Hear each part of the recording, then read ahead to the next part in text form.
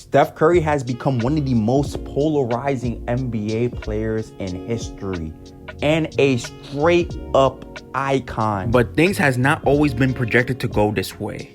As a guard from Davidson, that was just a little bit too short and has had a history of ankle injuries. There was doubt coming from the NBA whether he can even be on a team long term, let alone lead a team. But he had one thing going for him, and that's a little three-point shot. Steph Curry will eventually be drafted by the Warriors and be included in the NBA draft class of 2009.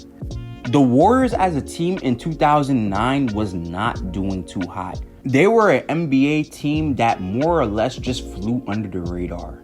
They were not really contenders, and the last time they won was in 1975. And their star player at the time, Monte Ellis, although he was a very underrated player, the writing was on the wall at this point that he was not the one that was going to get the Warriors into the promised land. Now, Curry's beginning years with the Warriors was pretty quiet. He didn't really come out gunslinging like a lot of other stars did. And with those ankle injuries still persisting, he wasn't always there. As a result, the Warriors still flew under the radar during the early 2010s. But here's the thing though, Curry's three-point shot proved to be a pretty good asset. And with Curry's growth, which was slowly but surely happening, and with Klay Thompson being drafted in 2011 and Draymond Green being drafted in 2012, the Warriors front office was now at a crossroads. A decision had to be made. Steph Curry or Monte Ellis.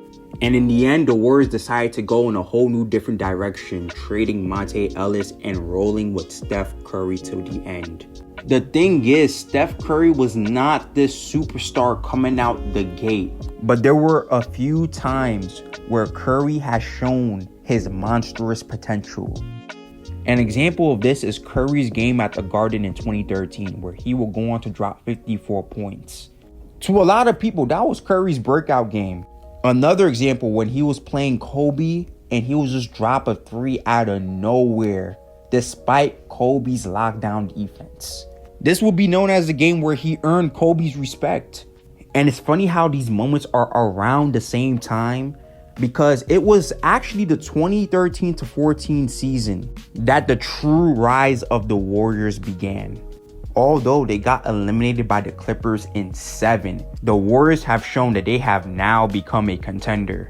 And with that momentum, a breakout season was just only inevitable. And with the NBA 2014-15 season, the Warriors as we know it would be born. Their first order of business was to fire head coach Mark Jackson. And from there, they would hire Steve Kerr as their head coach. And with that was the beginning of the Warriors' dominance, as they will go on not only to establish themselves as a contender, but to establish themselves as a true threat in the NBA. They would cap off that regular season with a 67-15 win-loss record, which was a noticeable improvement from the 55 wins they had the previous season. But it was not only what they were doing, but it was how they were doing it. They were winning with the whole team's offense being centered around the three-point shot, which was very unorthodox for the NBA at this time. And it was not just Steph either. As everyone knows, it was also Klay Thompson as well. And with Klay being seen as just as much as a threat from the three-point line, the Splash Bros will start to make a case for the best backcourt in the NBA. In the 2014-15 season, Steph Curry will average 24 points, 4 rebounds, and 8 assists, earning him his first MVP. And he would continue that momentum into the playoffs as he and the Warriors will sweep the Pelicans, with him scoring 40 points in Game 3 and 39 points in Game 4. In the second round of the Western Semis, they will go against the Grizzlies, who put up a better fight, but the Warriors will go on to end this in 6 games. And in the Western Conference Finals will be against the Houston Rockets, with the James Harden, who was more or less in his prime, and they will end it in 5. And just like that, the Golden State Warriors will make their first trip to the NBA Finals. And their opponents will be the Cleveland Cavaliers and a returning LeBron, who has promised to bring a ring back home to Cleveland. And he would soon realize just because the Spurs and the Celtics were out the way does not mean anything. The Warriors were clearly next up. And for the Cavs, losing Kevin Love and Kyrie to injury made things that much more difficult. And this will be a big contributing factor to the Cavaliers' downfall. With virtually no support, LeBron will go on to put on a show, but the forces was way too much for him, as the Warriors will put the Cavs away in 6, winning their first championship in 40 years. And from when Steph was drafted, it took 6 years for the Warriors to rise to the top of the mountain, but they did it. And it was a much slower process than people realize. But they've built something that will be unmatched for a very long time.